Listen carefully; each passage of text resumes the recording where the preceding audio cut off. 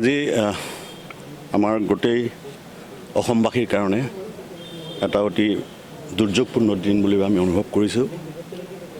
যেগৰাকী বিশ্ববিশ্ৰুত শিল্পী, অসমৰ জাতীয় সম্পদ বুলি আমি যাক অভিহিত কৰোঁ, জুবিন গাৰ্গ, তেখেত আমাৰ মাজত নাই। এইটোৱে আমাৰ সমগ্ৰ নাট্যকৰ্মীক আজি শোকাচ্ছন্ন কৰি তুলিছে। আমি নগাঁৱত সকলো নাট্য সন্মিলনৰ কৰ্মী ইয়াত সমাবেত হৈছিলোঁ কেন্দ্ৰীয় কাৰ্যসূচী এটা অনুষ্ঠানৰ কাৰণে। আজি ইয়াত নাটকৰ কাৰ্যসূচী ৰখা হৈছিলে।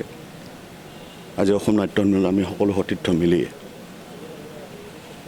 আমাৰ সকলো কাৰ্যসূচী জুবিন গাৰ্গৰ প্ৰতি আমাৰ শ্ৰদ্ধা জনাই আৰু এই শোকাচ্ছন্ন মুহূৰ্তত আমি তেখেতক আমাৰ আন্তৰিক শ্ৰদ্ধাঞ্জলি জনাই সকলো অনুষ্ঠান আজি আমি বাতিল কৰিছোঁ।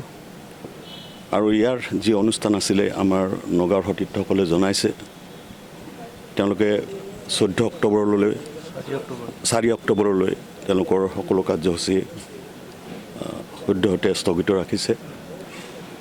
আৰু আমাৰ যিমান কাৰ্যসূচী, সকলো কেন্দ্ৰীয় কাৰ্যসূচীকে ধৰি বিভিন্ন আঞ্চলিক শাখা মণ্ডলৰ সকলো কাৰ্যসূচী আমাৰ এসপ্তাহলৈ আমি স্থগিত ৰাখিছোঁ। আৰু এসপ্তাহ আমি শোক দিৱস হিচাপে এই এসপ্তাহ আমি পালন কৰিম। আৰু এগৰাকী আমাৰ বিশ্ববিশ্ৰুত, আমাৰ সকলোৰে হিয়াৰ আপোন, আমাৰ জাতীয় সম্পদ, এগৰাকী বিশিষ্ট শিল্পী, যিয়ে অসমৰ লোককৃষ্টি, সকলো গীত, সকলো জাতীয় সংগীতক পুনৰুজ্জীৱিত কৰি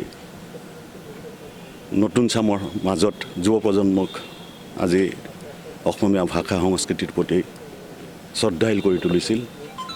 তেওঁৰ যি অৱদান, সেই অৱদানক আমি সকলোৱে স্বীকাৰ কৰিছোঁ আৰু তেখেতৰ প্ৰতি আমি পুনৰবাৰ অসম নাট্য সন্মিলনৰ তৰফৰ পৰা আমাৰ শ্ৰদ্ধাঞ্জলি জনাই আমাৰ সকলো কাৰ্যসূচী বাতিল হোৱা বুলি আমি এই নগাঁৱৰ পৰাই আমি আমাৰ সকলো সতীৰ্থলৈ আবেদন জনাই সকলো ৰাইজক এই যিটো আমাৰ ক্ষতি, এই ক্ষতি যাতে অপূৰণীয় হৈ নৰয়,